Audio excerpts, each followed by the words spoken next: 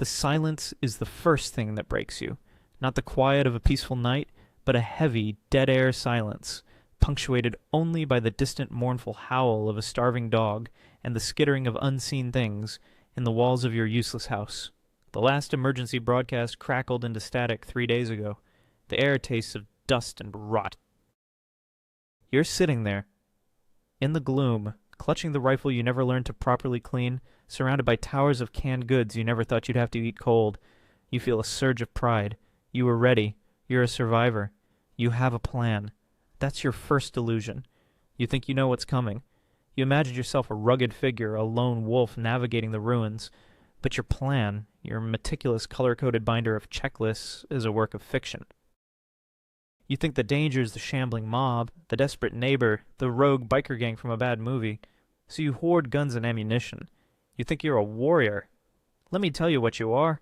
You're a walking bag of nutrient-rich meat, and the thing that's going to kill you isn't a bullet. It's microscopic, it's patient, and it's already inside you. Let's play a little game. Imagine it's day 5. You're trying to pry open a stubborn crate of what you hope is food, and the rusted lid slips. A jagged piece of metal slices a neat 2-inch gash across the back of your hand. No big deal, you think.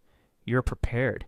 You retreat to your med station, a glorified plastic tackle box, and pull out your supplies. A sterile wipe, a tube of triple antibiotic ointment, and a neat, flesh-colored bandage. You clean the wound, dab on the cream, cover it up. You feel professional. You feel smart. You've just signed your own death warrant. You see, you're playing by the rules of a world that no longer exists.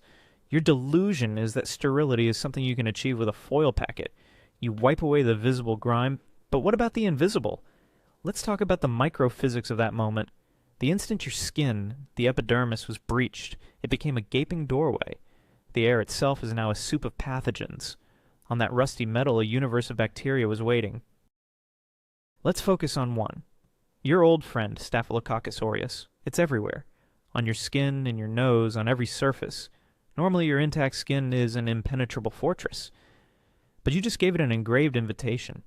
As you applied your little dab of ointment, you probably missed a microscopic pocket of the wound. That's all it takes. One bacterium. Now we enter the realm of exponential growth, a concept your high school math teacher tried to explain, and you promptly forgot. One bacterium divides into 2, 2 into 4, 4 into 8. Under ideal conditions, warm, moist, full of delicious proteins and fats like your subcutaneous tissue, they can double every 20 minutes. While you're sleeping, feeling secure with your little bandage, a microscopic war is being lost. By morning, that single invader has spawned a legion of millions. Your antibiotic ointment?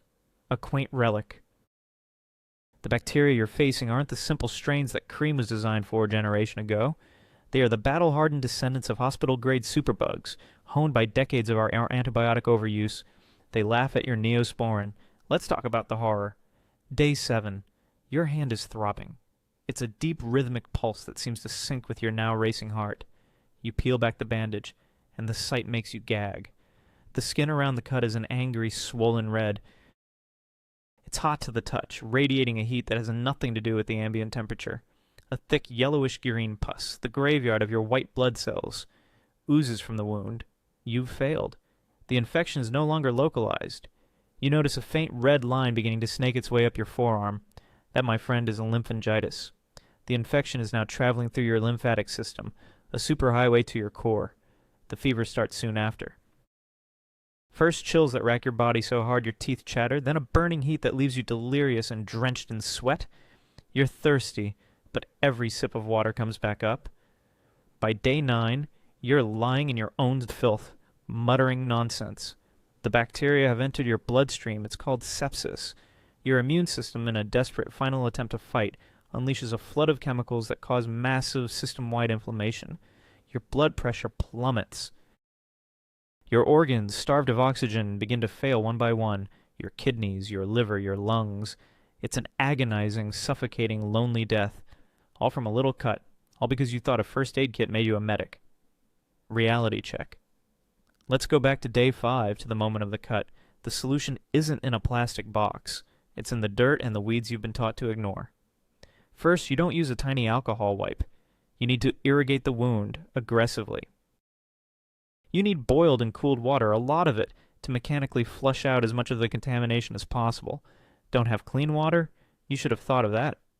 Perhaps you could have made a crude soap from yucca root if you knew what to look for. The root contains saponins, so decent natural foaming agents with antibacterial properties. You would crush the root, add water, and work it into a lather to scrub the wound clean. It would hurt. Survival does. Now for the dressing.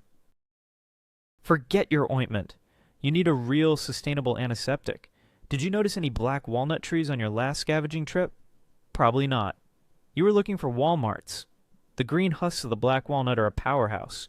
You crush them fresh if possible and apply them directly to the wound as a poultice.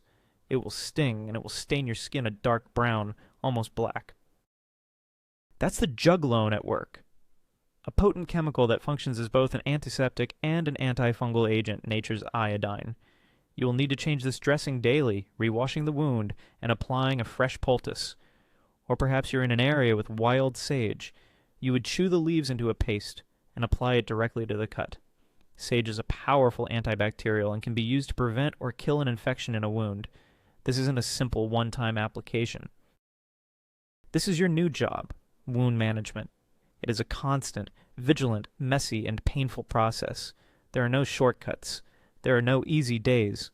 Your natural pharmacy is all around you, but it demands knowledge, respect, and hard work. It offers no guarantees, only a chance. Welcome to the reality. Okay, let's dive back into the nightmare. We are moving from skin infections to the next silent killer, the internal collapse. You asked for the full picture, so you're going to get the biochemistry, the mockery, and the hard truth. Step 1, the delusion. So you survived the cut on your hand. Congratulations. You feel invincible again. You're boiling your water sometimes, eating your canned beans, and thinking your biggest problem is boredom. You wake up one morning with a tickle in your throat, a little cough. Just a cold, you tell yourself. You pop a vitamin C gummy from your stash, maybe wrap a scarf around your neck. You think your immune system is this magical shield that just works because you're the main character in your own survival movie. You think, I'll just rest for a day. You think your body is a machine that runs on hope and expired multivitamins. Step 2, the mockery. Just a cold. That's cute. In the old world, a cold was an excuse to binge-watch Netflix and drink hot cocoa. In the post-collapse era, just a cold is the opening act of a tragedy. You think your little vitamin C is going to stop a bacterial invasion? That's like trying to stop a tank with a water pistol. You're sitting there shivering in your 3 layers of dirty flannel, trusting your natural resilience. Newsflash. Your natural resilience was built to be on a lifetime of vaccines, sanitized food, and climate control. You're soft. And the bacteria? They've been evolving in the dirt and grime for billions of years, while you were debating which streaming service to subscribe to. They aren't impressed by your scarf. Step 3, the science. Let's get into the microphysics of your tickle. That's not a tickle, it's a colonization event. Specifically, let's talk about Streptococcus pneumonia. These little spheres love your respiratory tract. When your immune system is stressed, say from malnutrition, cold, and the cortisol spike of constant fear, your mucosal defenses weaken. The mucociliary escalator, the microscopic conveyor belt of hairs that sweeps junk out of your lungs, slows down. The bacteria adhere to your epithelial cells using surface proteins called adhesins. Once attached, they start producing a toxin called pneumolysin. This isn't just a poison, it's a molecular drill. It punches holes in the membranes of your cells, causing them to lyse, explode. This releases nutrients for the bacteria and triggers massive inflammation. Your alveoli, the tiny air sacs where gas exchange happens, start filling with fluid, pus, and dead cells. This is the start of pneumonia. You're literally drowning in your own immune response. And remember biofilms? These bacteria build a slime city in your lungs that makes them 1,000 times more resistant to your body's attacks. They are digging in for a siege. Step 4, the horror. Day 3 of the cold. You can't take a deep breath. It feels like someone poured concrete into your chest. Every cough is a jagged, tearing sensation that brings up rusty, blood-streaked phlegm. Your fever is spiking to 149 You're hallucinating. You see your dead grandmother in the corner of the room, and she looks disappointed. You're hypoxic, starved of oxygen. Your lips are turning blue. You try to stand up to get water, but the room spins, and you crash to the floor. You're too weak to get up. You lie there listening to the rattle in your own chest. The death rattle. It's the sound of air struggling to bubble through the fluid in your lungs.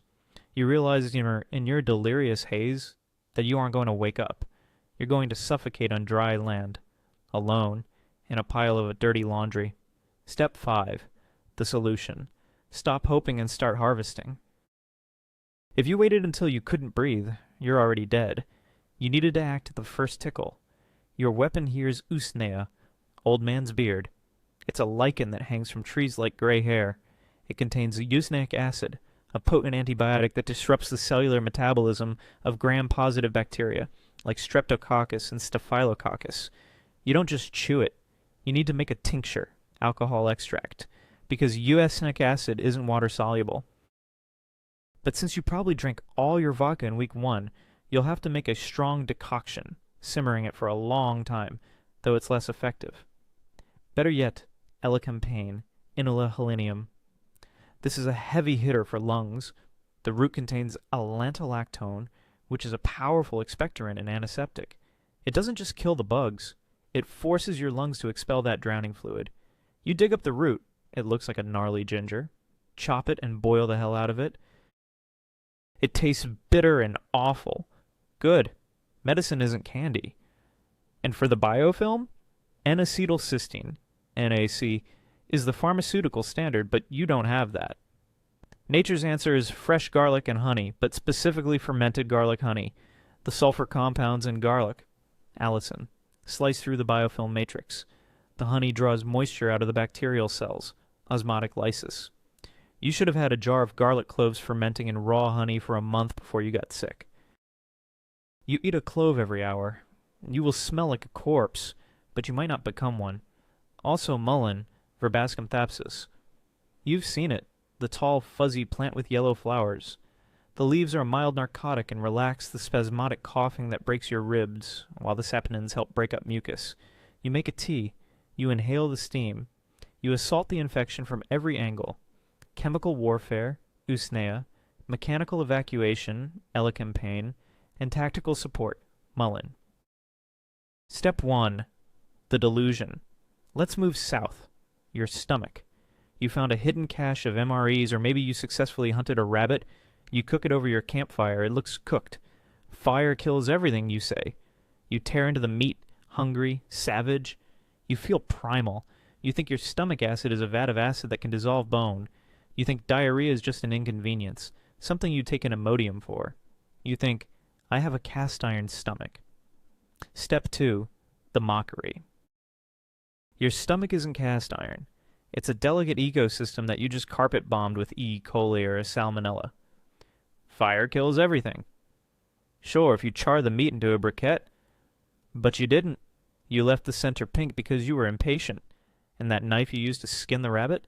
You wiped it on your pants and then used it to cut your apple. Genius. You just performed a fecal transplant on yourself. And Imodium? That stops the peristalsis, the movement of your gut. In this scenario, that's the worst thing you can do. You are trapping the enemy inside the fortress. You're locking the doors with the murderer inside. Step 3. The science. Enter the Enterobacteriaceae family. Let's look at Salmonella. These bacteria are acid tolerant. They survive your stomach acid and reach the small intestine. There, they use a molecular syringe, type 3 secretion system, to inject proteins directly into your intestinal cells. These proteins hijack the cell's cytoskeleton, forcing the cell to engulf the bacterium. Once inside, they multiply and trigger massive fluid secretion. This isn't just the runs. This is your body trying to flush out a poison by dumping its entire water reserve into your gut. We're talking about cholera-level dehydration. You lose electrolytes, sodium, potassium, essential for nerve function and heart rhythm. Your blood thickens into sludge. Your heart has to pump harder to move this sludge. Hypovolemic shock sets in. Your cells start to shrink and die. Step 4. The horror. It hits you at 3 a.m. A cramp so severe you double over and scream, but no sound comes out because you're already too dehydrated. Then the explosion. You're uncontrollably purging from both ends. You can't keep water down. You crawl to your water jug, but your hands are shaking so badly you spill it. The smell is horrific.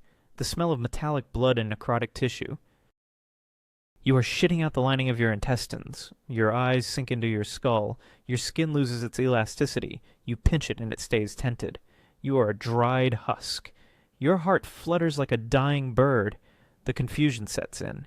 You forget where you are. You forget your name. You just want it to stop. And it does. Your heart stops. You died of diarrhea. The ultimate indignity. Step 5. The solution. Put the Imodium away. You need to flow. But you need to control the flow and kill the source. Your first friend is blackberry root, or raspberry leaf. The roots contain high levels of tannins. Tannins are astringents. Chemically, they bind to proteins and precipitate them. When you drink a strong decoction of blackberry root, it literally tightens and tones the inflamed mucous membranes of your gut, reducing the fluid loss without paralyzing the muscle. It creates a protective layer, a leathering effect on the raw tissue. Simultaneously, you need berberine. This is found in Oregon graperoot, barberry, or golden seal. Berberine is a broad-spectrum antimicrobial alkaloid. It inhibits the ability of bacteria like E. coli and Salmonella to attach to human cells. It stops the invasion. It's bitter yellow and saves lives. You chew the yellow inner bark or boil the roots. And crucially, charcoal. Not the briquettes with lighter fluid from your grill. I'm talking about activated charcoal you make yourself from hardwood, willow, or oak. You burn the wood, then powder the coal. Charcoal has a massive surface area it absorbs, not absorbs toxins. It binds the bacterial toxins and carries them out of your body. Finally, rehydration. Water isn't enough. You need salt and sugar to drive the osmotic pump. If you have no packets, you use maple syrup or honey, and a pinch of clean ash for minerals, or salt if you have it. You sip this swamp of Gatorade 1 teaspoon at a time. If you vomit, you wait 10 minutes and start again. You don't sleep. You nurse yourself back from the brink and sip by agonizing sip. Step 1. The delusion. Let's talk about teeth. You have a toothbrush. You have a tube of minty paste. You think you're good. But then a filling falls out, or you crack a molar on a piece of unground wheat in your homemade bread. I'll just tough it out, you think. It's just a toothache. You think pain is the only problem. You think you can ignore it until what? Until a dentist opens a clinic in the rubble? Step 2. The mockery. A toothache is not just pain. A toothache is a fuse burning down to a bomb in your brain. Your mouth is a bacterial zoo. Streptococcus mutans is having a party in that crack in your tooth. You think ignoring it is stoic? It's suicidal. The infection won't stay in the tooth. It will eat into the jawbone. It will form an abscess, a pocket of pus under pressure. And here's the punchline. The veins in your face have no valves. The infection can travel retrograde, straight back into your cavernous sinus in your skull. It's called a cavernous sinus thrombosis. Basically, your brain rots from the bottom up. But sure, just tough it out. Step 3. The science. The pulp of your tooth is dead. The nerve is dying. The anaerobic bacteria are multiplying in the low-oxygen environment of the root canal. They produce gases as byproducts, sulfur compounds, methane. This gas is trapped inside the hard enamel shell. That's the pressure. That's the throbbing pain that feels like a jackhammer. The acid they produce dissolves the bone around the root, periodontitis. The barrier between your mouth and your bloodstream is breached. Step 4. The horror. The side of your face swells up like a balloon. You look like a monster. The eye on that side swells shut. The pain is blinding, white-hot, unrelenting. You can't eat. You can't sleep. You're pacing the floor, whimpering. You consider taking a pair of rusty pliers and ripping the tooth out yourself. You try. The tooth shatters. Now you have jagged shards and an open root exposed to the air. The screaming starts. The infection spreads to your throat, Ludwig's angina. Your airway closes. You suffocate, drooling, unable to swallow your own spit, while your head feels like it's going to explode. Step 5. The solution. You have to be your own dentist, and it's going to suck. Pain control first. Clove oil, Eugenia cariophilata. It contains eugenol, a natural anesthetic and antiseptic. You don't just dab it. You soak a tiny piece of cloth and jam it into the cavity. It will burn, then numb everything. It kills the bacteria on contact. If you don't have cloves, look for yarrow root Stoidina Achillea millefolium. Chewing the fresh root numbs the gums. Infection control, propolis. It's the bee glue used to seal hives. It is a resinous mixture that is potently antibacterial and antifungal. You pack the cavity with raw propolis. It acts as a temporary filling and releases antimicrobial compounds constantly. But if the abscess is already there, you need willow bark, Salix species. It contains salicin, the precursor to aspirin. You chew the bark for the systemic pain and anti-inflammatory effect. And if it's bad, you need plantain, Plantago major, not the banana. The weed growing in your driveway. It's a drawing agent. You chew the leaves into a green slime poultice and pack it against the gum or abscess. It chemically draws the pus out. If the abscess points, forms a head, you might have to lance it with a sterilized needle yourself. You drain the pus, rinse with salt water or your blackberry root tea, and pack it with propolis. You pray the bone isn't infected. If it is, well, find a way to make peace with your gods. Part 3. The blood feeders. Step 1. The delusion. You've been good. You've stayed away from the ruins of the cities. You're living your fantasy of being one with nature. You walk through tall grass. You brush against ferns. You sit on mossy logs to contemplate your navel and congratulate yourself on your woodcraft. You feel a small bite on your leg, or maybe you don't feel anything at all. You find a tick latched onto your skin later. You pull it out, maybe with tweezers, maybe with your grubby fingernails. You flush it, or crush it. You've heard about Lyme disease, but you think, what are the odds? You feel a bit achy a week later, a little tired. You chalk it up to hard work, to the new survivalist lifestyle. You think your body is just adjusting. You think it's nothing a good night's sleep won't fix. Step 2. The mockery. What are the odds? The odds are that the tick that just had its proboscis buried in your flesh was a walking Petri dish. It's a biological syringe that just injected a cocktail of misery directly into your bloodstream. You think pulling it out is the end of the story? That's like thinking you've disarmed a bomb by snipping one of the pretty colored wires. The payload is already delivered. The sleep you think you need isn't rest. It's your body being dragged into a chronic, unwinnable war. And that little bullseye rash you might be looking for, it doesn't always appear.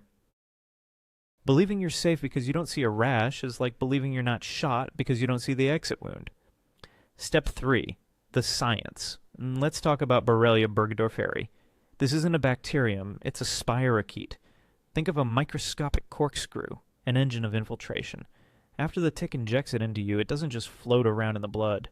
It drills. It corkscrews its way through tissue, through muscle, through the linings of your joints. It can even cross the blood-brain barrier, a feat most pathogens can't manage. Once inside your tissues, it can go dormant. It can change its surface proteins to evade your immune system. Your body sends out inflammatory cytokines, trying to fight an enemy it can't find, creating a state of perpetual low-grade civil war. This is what causes the aches and pains. It's the biochemical shrapnel of a fight your body is losing in slow motion. The spirochete is setting up shop in your knees, your heart, your brain. It's a long-term squatter with a plan to dismantle the building from the inside out. Step 4. The horror. Months pass. The initial achiness never quite left. Now it's a grinding, deep-bone arthritis in your knees and shoulders that makes every movement an agony. You develop Bell's palsy. The muscles on one side of your face go slack. You try to smile, and only half your face obeys, a grotesque parody of an expression. You start having heart palpitations, a weird, fluttery arrhythmia, because the spirochetes are now colonizing your cardiac tissue, disrupting the electrical signals that keep your heart beating in rhythm. Then comes the neurological phase. The brain fog isn't just forgetfulness. It's an inability to form a coherent thought. It's aphasia, where you can't find the right words. It's mood swings, fits of rage followed by deep suicidal depression. You are trapped in a body that won't obey, with a mind that is fraying apart, all from a bite you dismissed months ago. You won't die quickly. You will just slowly come apart, piece by agonizing piece, until you are a babbling, pain-racked shell of a human being. Step 5. The solution. The moment you pull that tick, the clock is ticking. You can't afford to wait and see. Your first line of defense is Japanese knotweed, Rhinotria japonica. Yes, the invasive monster plant that nothing can kill. There's a reason for its resilience. The roots are saturated with resveratrol and other compounds that are devastatingly effective against spirochetes. You need to dig up the thick, bamboo-like roots, chop them, and make a strong alcohol tincture. Since you don't have time to wait for a tincture, you make a decoction. You boil it for an hour and drink the bitter tea 3 times a day. You don't stop. You treat yourself aggressively for at least a month. You combine this with cat's claw, Uncaryota mentosa, a woody vine from the Amazon, but one you should have sourced and stored. It doesn't kill the spirochetes directly, but modulates your immune system. It ramps up the specific immune cells needed to hunt the spirochetes while calming down the systemic inflammation that causes the damage. It's the mission commander for your immune system. And to get at the bugs hiding in your brain, you need something that crosses the blood-brain barrier. Andrographis, the king of bitters. It's an herb from Asia, intensely bitter, and known for its ability to penetrate deep tissues, including the central nervous system, to fight infection. This isn't a gentle herbal remedy. This is a full-spectrum herbal assault. You take these 3, knotweed for killing, cat's claw for command and control, and andrographis for infiltration, and you take them in high doses until well after you think you're better. You hunt the ghost before it has a chance to haunt you forever. Part 4, the silent burn. Step 1, the delusion. You're dehydrated. You're rationing the water. You hold it in. You don't urinate as often because there's simply less fluid to process. You start to feel a slight burning sensation when you finally do go. And you have to go more often, even though little comes out. It's just irritation, you rationalize. Probably from the new diet or dehydration. You drink a bit more water and expect it to flush itself out. You think your urinary tract is a simple pipe. You think it's a minor plumbing issue that will resolve on its own. Step 2. The mockery, a simple plumbing issue. Your urinary tract is a warm, dark, moist tube leading directly into the core of your body. For bacteria, it's a water slide into a theme park. Thinking it will just flush out is like hoping a home invader will get bored and leave. You're creating the perfect stagnant breeding ground. Every hour you ignore that burning sensation, the bacterial colony is fortifying its position and preparing to advance. Your irritation is the scouting party of an army about to march on your kidneys. Step 3. The science. Escherichia coli is the culprit 90% of the time. It's a normal resident of your gut, but it does not belong in your urethra. Due to poor hygiene in a world without showers, it gets a free ride. Once inside the urethra, it uses tiny hair-like appendages called fimbriae to latch onto the bladder wall. This is key. It prevents them from being washed out when you urinate. They form a biofilm. They multiply. They ascend. They travel up the ureters, the tubes connecting your bladder to your kidneys. This is now pyelonephritis, an infection of the kidney itself. The kidney is a hypervascular organ, a filter for your entire blood supply. An infection here is a fast pass to systemic sepsis. Step 4, the horror. The burning is now a searing, glass in your urethra pain. Your lower back aches with a deep, sickening intensity. You have a high fever, chills, and you're vomiting. Your urine is cloudy, dark, and smells foul. You might even see blood. You're too weak to stand. The infection is raging in your kidneys, and the bacteria and their toxins are pouring directly into your bloodstream. Sepsis sets in fast. Your blood pressure crashes. Your kidneys, the very organs under attack, begin to fail. You can't produce urine at all now. Your body is filling with its own poison. You die from urosepsis and kidney failure, a bloating, toxic, agonizing end that you brought on yourself by ignoring a little burn. Step 5. The solution. Water. Not a little. A deluge. You must force fluids through your system nonstop, but water alone isn't enough. You need to make it hostile territory. First, uva ursi, bearberry. The leaves contain arbutin. In your body, it metabolizes into hydroquinone, a powerful antimicrobial. But here's the microphysics. It only works in alkaline urine. So while you drink the uva urzi tea, you must also eat alkaline foods, or even a tiny bit of clean wood ash mixed in water to raise your urine pH. You have to be a chemist to make your own medicine work. Second, D-mannose. This is a simple sugar found in cranberries, peaches, and other plants. It's not for energy. It has a unique molecular structure. The E. coli bacteria are more attracted to the D-mannose molecules than they are to the lining of your bladder. They detach from your bladder wall and latch onto the sugar molecules. Now they are free-floating. Now, when you urinate, you flush them out. It's not killing them, it's tricking them into letting go. You can't extract it easily, but knowing that large quantities of cranberries or their juice are your best bet is critical. Third, corn silk. The fine, silky threads from an ear of corn. It's a powerful diuretic and a demulcent. It makes you urinate more, the flushing action, and it soothes the inflamed raw tissues of your urinary tract, reducing the pain and allowing the tissues to heal. You combine these. You use the D-mannose source to detach the enemy. You use the uva urzi to kill them. You use corn silk to soothe the battlefield and flush out the dead. You don't stop until 2 days after all the symptoms are gone. You don't give them a chance to regroup. Part 5, the skin rot. Step 1, the delusion. You've got your shelter. It's damp. It's always damp. Your boots are never fully dry. Your socks are stiff with old sweat. You get a little itchy rash between your toes or in your groin. You scratch it. You think it's just chafing jock itch. Athlete's foot.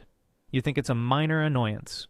You have more important things to worry about, like finding food or reinforcing your pathetic little fortress. You believe that as long as it's not a gaping wound, it's not a real problem. You think your skin is just a bag to hold your guts in, and a little surface irritation is beneath your concern. Step 2, the mockery. A minor annoyance? You're cultivating a garden on your own body, and the crop is misery. You're providing the perfect environment, dark, damp, warm, for a life form that has been perfecting the art of decomposition for 1 billion years. Fungus. You think it will just stay between your toes? That's adorable. You're a walking piece of bread, and you've just invited the mold to the party. Scratching it is the worst thing you could possibly do. You think your fingernails are clean? You just inoculated new areas of your skin. You're farming it. You're its Johnny Appleseed, spreading fungal spores from your feet to your groin to your armpits. Congratulations on your new hobby. Step 3, the science. Let's talk about dermatophytes. These fungi, like Trichophyton rubrum, have a specific appetite, keratin. That's the protein that makes up your skin, hair, and nails. They produce enzymes called keratinases, which are molecular scissors that dissolve the structural integrity of your epidermis. As they digest your skin, they create microscopic cracks and fissures. This isn't just an itch. This is the systematic dismantling of your primary immune barrier. The fungus creates a pathway not just for itself, but for every opportunistic bacterium in your filthy environment. The fungus is the sapper, the combat engineer blowing holes in the castle wall so the bacterial infantry can storm in. Step 4, the horror. The itch becomes a maddening, incessant burn. The skin between your toes is now a cracked, weeping white mess. It smells like rotten cheese. It spreads to the top of your foot. Your toenails thicken, turn yellow-brown, and begin to crumble. They are being eaten. The rash in your groin is now a series of angry, red, weeping sores that make walking feel like you're being rubbed with sandpaper. But that's just the beginning. The cracks in your skin are now open doors. A secondary bacterial infection sets in, cellulitis. The whole leg swells up, becomes hot, red, and exquisitely painful. Now you have a fever. You can't walk. You're immobilized by what started as an itch. Lying in your own damp filth, the fungus thrives. It colonizes every fold of your skin. You are being consumed not by a predator but by a decomposer while you are still alive. It is the slowest, most humiliating way to be taken apart. Step 5, the solution. You must declare a total war on moisture. Dry your clothes, dry your boots, dry yourself religiously. But once it starts, you need chemical weapons. Your primary weapon is black walnut hulls, the same ones from Part 1. The juglone that works on bacteria is also a potent antifungal. You make a strong tea, a decoction from the green hulls. You don't drink it. You soak your feet in it. You apply it as a compress to every affected area. It will stain your skin nearly black. Good. That's the color of victory. Your secondary weapon is tea tree oil from Melaleuca alternifolia, if you were smart enough to have it or can find the plant. The terpenin 4-ol in it is a broad-spectrum killer of fungi and bacteria. You apply it directly, but it's potent, so you might need to dilute it slightly with any clean fat or oil. You have to avoid a chemical burn on top of your fungal one. And for systemic support, Pau d'Arco, Lapacho. The inner bark of the South American tree contains a lapachol, which inhibits the fungal cell's ability to produce energy. You make a tea from the inner bark shavings. You are fighting the fungus from the outside in with the walnut hull soak, and from the inside out with the Pau d'Arco tea. It's a pincer movement. No tea tree? No Pau d'Arco? Look around. Wild oregano contains carvacrol, a phenol that is ferociously antifungal. Crush the leaves, extract the oil if you can, or just make a poultice and apply the raw, macerated plant matter directly to the rot. It will burn. It's supposed to. It's the sound of you winning. Part 6. The internal parasites. Step 1. The delusion. You've been drinking downstream from a dead deer, but you boil the water, mostly. You've been eating wild greens, but you only rinse them a little. You feel a bit off. Some bloating, some gas, maybe intermittent diarrhea. You blame it on the strange new diet. You lose some weight. Great, you think. The survival diet is working. You feel a creeping fatigue, a weakness that sleep doesn't touch. You think you're just not eating enough calories. You think your body is still adapting. You believe you are alone inside your own skin. Step 2.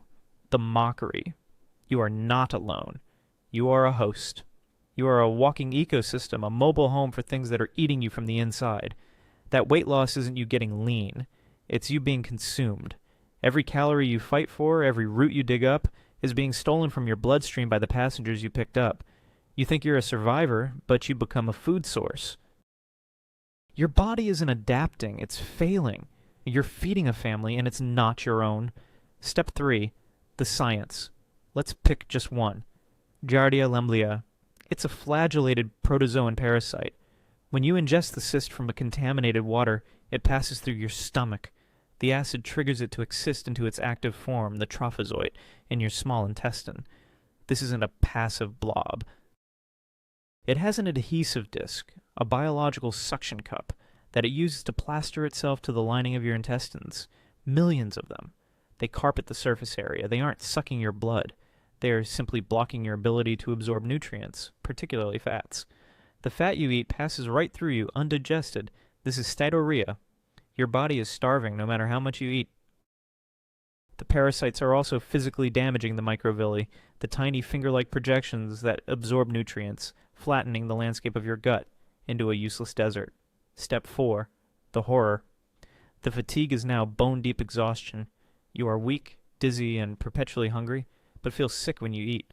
Your stool's pale, greasy, floats and smells indescribably foul. That's the smell of undigested fat and parasitic waste. You are wasting away. Your muscles atrophy. Your immune system, starved of protein and fats, collapses. That cold you get next will turn into pneumonia and kill you. Or you might get a simple roundworm and ascaris. They can grow up to a foot long inside your gut. Sometimes when the host gets a fever, they get agitated. They migrate. They can crawl up your esophagus and out your nose or mouth while you sleep. Or they can form a writhing ball of worms that completely obstructs your intestine, leading to a septic, agonizing death as your own bowel perforates. You die not with a bang, but with a squirm. Step 5. The solution. You need vermifuges and vermicides, things that expel and things that kill. This requires a scorched earth policy. Your primary weapon is a trio, a Troy Kotka, wormwood, Artemisia absinthium, clove, and black walnut hulls.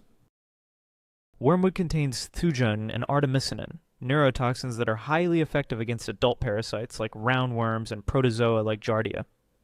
Clove contains eugenol, which is one of the few things known to destroy parasite eggs. Black walnut contains juglone, a toxin for the adult worms. This is how you do it. You take the wormwood and black walnut to kill the adults. But this will cause the dying worms to release their eggs in a final desperate spasm. 2 weeks later, those eggs hatch. That's when you hit them with the clove, which kills the new generation before they can mature. You have to understand their life cycle to break it. You cycle this treatment. Kill the adults, wait, kill the young. It's a brutal, timed chemical assault. Another powerful tool, pumpkin seeds. Not just a snack. Raw, unroasted pumpkin seeds contain cucurbitacin, an amino acid that paralyzes parasites. It doesn't kill them, but it makes them release their grip on your intestinal wall. You grind them up and eat a large amount on an empty stomach. A few hours later, you follow it with a strong laxative like a tea made from senna leaves or cascara sagrada bark to flush the paralyzed but still living worms out of your system. You have to see the evidence of your victory or you haven't won. And this is not gentle. It will make you feel sick. The die-off, Herxheimer reaction, can give you a fever and make you feel worse before you feel better. That's the poison of a million dying things being released into your system at once. You have to endure it. Survival is enduring the cure. Part 7. The Hollow Man. Nutritional collapse. Step 1. The delusion. You're eating. You're full. You caught a lot of rabbits this month. You have a cellar full of white rice you stockpiled in 2024. You feel good. You have energy. You think calories are the only metric that matters. If my belly is full, I'm surviving, you tell yourself. You ignore the bleeding gums when you brush your teeth. You ignore the strange, scaly rash on your neck that looks like a sunburn but doesn't fade. You ignore the fact that your night vision's getting worse. You think you're just getting old. You think you've beaten the hunger game. Step 2. The mockery. You haven't beaten anything. You're just starving with a full stomach. It's called hidden hunger. You're a combustion engine trying to run on gasoline without oil. Sure, the car moves, but the pistons are grinding themselves into metal shavings. You think a bag of white rice and some lean meat is a diet? That's a slow suicide pact. Your body is a chemical factory that requires specific catalysts to function. Without them, the machinery simply stops. You aren't dying of hunger, you're dying of chemistry. You're literally falling apart at the molecular level while patting yourself on the back for being a hunter. Step 3. The science. Let's talk about scurvy vitamin C deficiency. It's not just for pirates. Vitamin C is essential for the synthesis of collagen. Collagen is the glue that holds your cells together. Without it, your old scars open up spontaneously. Your gums dissolve. Your blood vessels lose their integrity and you bleed internally. Then there's rabbit starvation, protein poisoning. You're eating only lean meat, rabbit, squirrel, venison. Your liver can't process that much nitrogen, a urea, without fat or carbohydrates. You enter a state of hyperammonemia. Ammonia builds up in your blood. It's neurotoxic. And let's not forget pellagra, niacin B3 deficiency. This is the disease of the corn eater. If you're surviving on that stockpile of cornmeal without nixtamalizing it, treating it with lime ash, the niacin is chemically bound and unusable. The result is the 4 Ds: dermatitis, diarrhea, dementia, death. Your skin turns black and peels off in sheets. Your brain rots. You go mad before you die. Step 4. The horror. It starts with the vampire syndrome. Your gums are purple, swollen sponges. Your teeth feel loose. You bite into a piece of jerky and leave a tooth behind. You look at your legs and see tiny red dots and a petechiae. That's your capillaries bursting because the walls are too weak to hold blood pressure. Then comes the madness. You're sitting by your fire full of rabbit meat, but you feel an insatiable gnawing hunger. You eat more meat. You get diarrhea. You get a headache that feels like an axe in your skull. You start shouting at people who aren't there. You look at your hands and the skin is scaly, rough, and dark like a reptile's. You're a monster. You're bleeding from your eyes. You die screaming at shadows. Your body literally ungluing itself, all while sitting next to a 50-lb bag of rice. Step 5. The solution. You have to eat the things you think are garbage. Pine needle tea for scurvy. Most conifer needles, pine, spruce, fir, avoid you, it kills you instantly, are packed with vitamin C. You don't boil them, heat destroys the vitamin. You chop them and soak them in warm water. It tastes like turpentine. Drink it anyway. It is the glue that keeps your skin on your face. Fat for rabbit starvation. You need fat more than you need bullets. Crack the bones of everything you catch. Boil them to extract the grease. Eat the brain. Eat the eyes. Eat the marrow. If you kill a bear or a raccoon, render every ounce of fat. Never eat lean meat alone. If you have to choose between a lean deer and a fat possum, take the possum. Nixtamalization is for pellera. If you have corn, you must process it with wood ash. The alkali in the ash breaks the chemical bond, releasing the niacin. You boil the corn with clean white ash from your hardwood fire. The kernels turn yellow and slippery. Wash them. Now it's food. Before it was slow poison. Dandelion and nettle for everything else. These weeds are nutrient density bombs. Iron, vitamin A, K, calcium. You don't walk past them. You graze. You eat them until your stool is green. They are the multivitamin of the apocalypse. The sun is setting on your little kingdom of dirt and rust. You're still alive for now. You've learned that the rifle on your back is less important than the weed under your boot. You've learned that the smallest enemy is the deadliest. You've learned that survival isn't about fighting a war. It's about managing a biological system in a hostile environment. You aren't the alpha male. You aren't the lone wolf. You're a maintenance worker for a collapsing biological machine. Your job is to plug the leaks, kill the invaders, and keep the fuel mix right. The pharmacy is closed. The hospital is a tomb. The doctor is dead. Look down at the ground. That bitter root? That slimy bark? That stinging leaf? That's all you have left. Start digging.